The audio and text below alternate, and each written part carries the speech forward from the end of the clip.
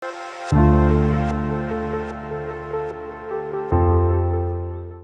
bismillahirrahmanirrahim. Assalamualaikum warahmatullahi wabarakatuh. Alhamdulillahirabbil alamin, wassalatu wassalamu ala asrofil anbiya'i wal mursalin wa ala alihi wa ashabihi rasulillahi ajmain. Puji syukur kita ucapkan kepada Allah Subhanahu wa taala karena berkat rahmat dan karunia yang Beliau berikan kepada kita sehingga kita dapat melakukan aktivitas seperti biasanya. Salawat beriring salam tak lupa pula kita kirimkan buat junjungan alam, yakninya Nabi besar kita Nabi Muhammad SAW, dengan mengucapkan Allahumma sholli ala sayyidina Muhammad wa ala ali sayyidina Muhammad. Baiklah, di sini kami dari kelompok 7 dari mata kuliah Sejarah Peradaban Islam akan membahas atau mempresentasikan kemunduran 3 kerajaan besar tahun 1700 sampai 1800 Masehi. Di sini kami beranggotakan 2 orang. Yang pertama Denny Dewana Hastanto, yang kedua El-Fatri atau saya sendiri. Baik, kita akan bahas satu-satu. Pembahasan tentang proses kemunduran 3 kerajaan besar ini berdasarkan urutan keruntuhannya masing-masing. Yang pertama adalah kemunduran dan kehancuran kerajaan Safawi, yang kedua kemunduran dan kehancuran kerajaan Mughal, yang ketiga kemunduran kerajaan Utsmani serta kemajuan Eropa Barat. Langsung saja kita akan bahas satu persatu. Yang pertama adalah kehancuran dan kemunduran kerajaan Safawi.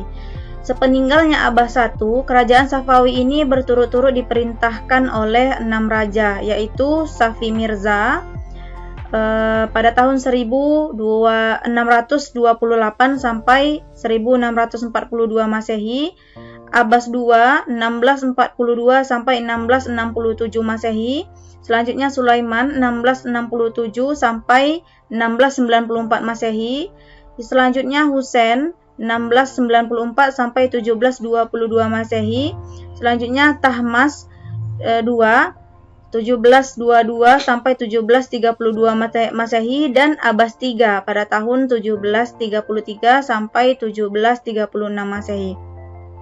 Nah, pada masa raja-raja tersebut, kondisi kerajaan Safawi tidak menunjukkan grafik naik dan juga berkembang, tapi justru memperlihatkan kemunduran yang akhirnya membawa kepada kehancuran.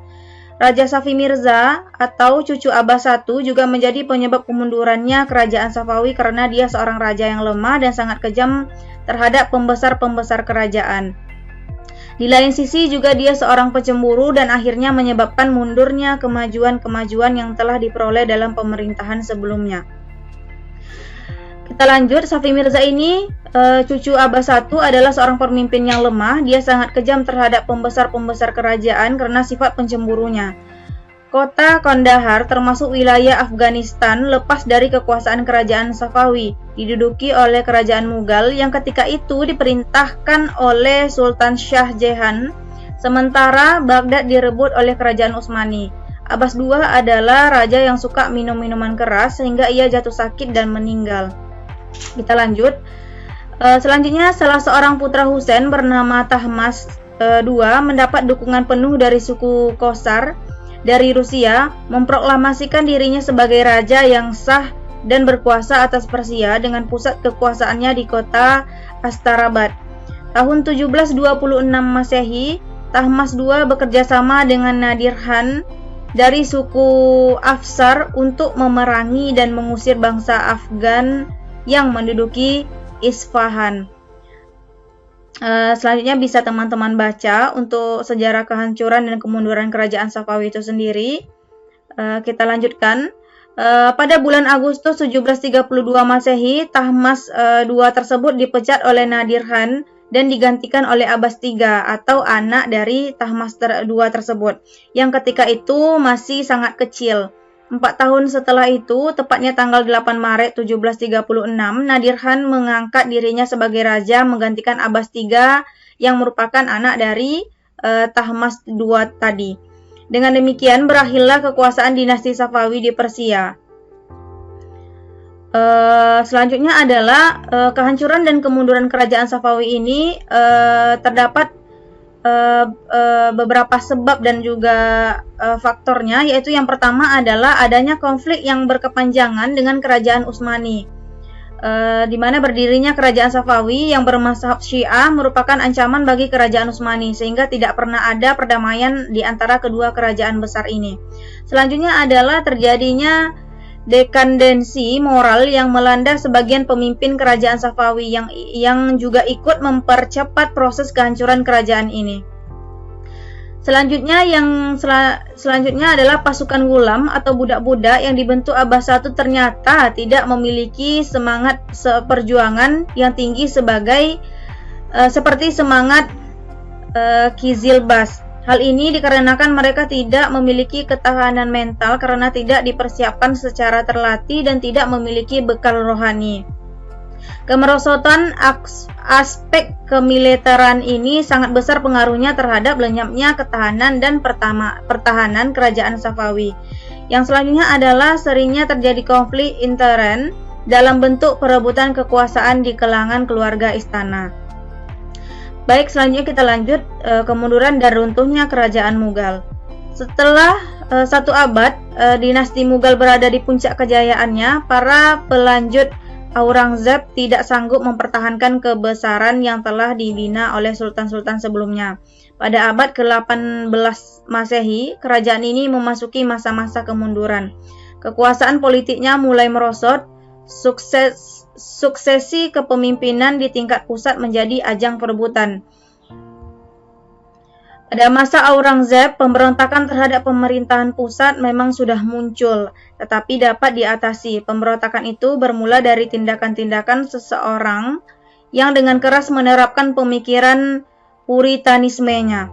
Setelah ia wafat, penerusnya rata-rata lemah dan tidak mampu menghadapi problema yang ditinggalkan oleh Aurangzeb tersebut.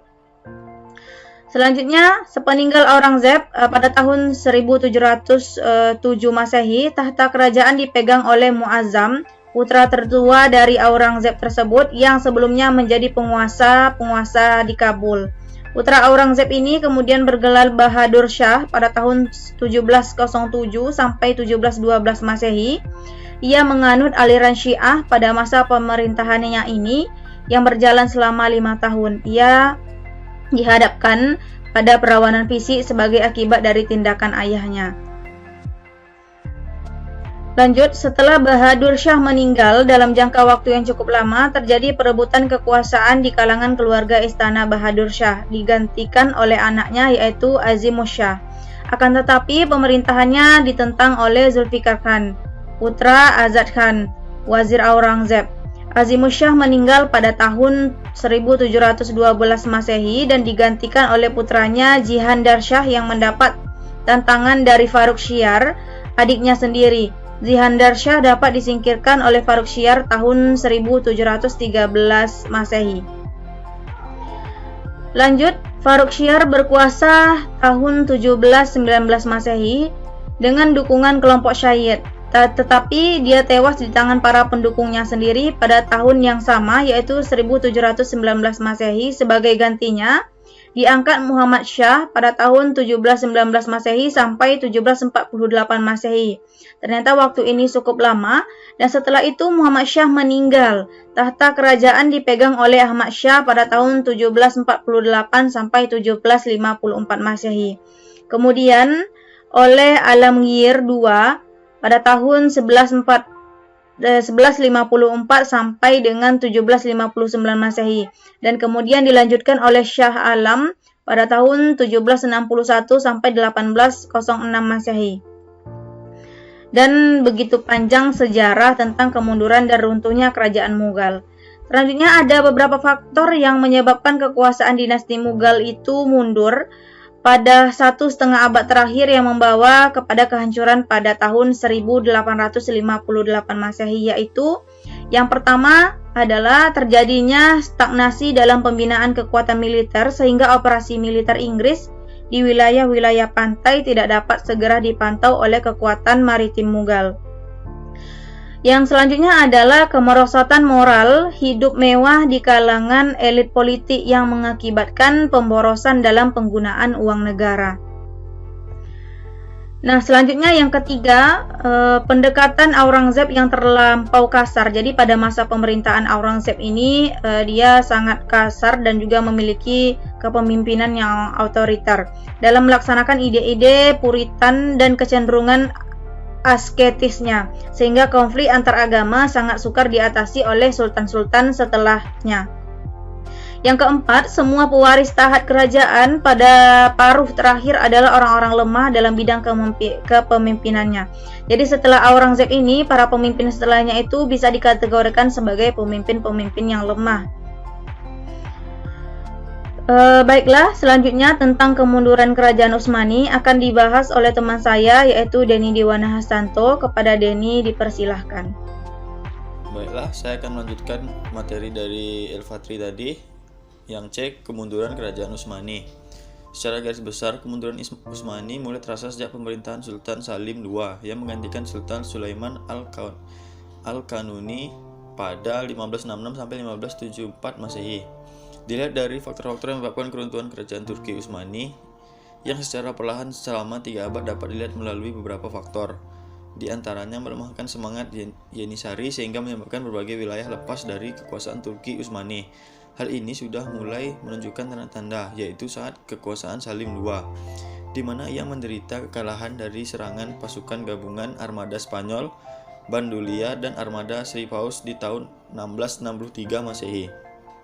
Pasukan Utsmani juga mengalami kekalahan dalam pertempuran di Hungaria di tahun 1676 Masehi. Pada tahun 1669 Masehi, Turki Utsmani mengalami kekalahan di Mohakkeh sehingga terpaksa menandatangani perjanjian Karlovis yang isinya kerajaan Utsmani harus menyerahkan seluruh wilayah Hungaria pada 1770 Masehi. Pasukan Rusia mengalahkan pasukan Utsmani di Asia Kecil. Kemunduran kalangan istana ini diambil kesempatan oleh wilayah-wilayah Turki dalam upaya kemerdekaan diri. Terlebih setelah munculnya semangat nasionalisme, bangsa-bangsa yang tunduk pada Utsmani mulai menyadari akan kelemahan kerajaan tersebut.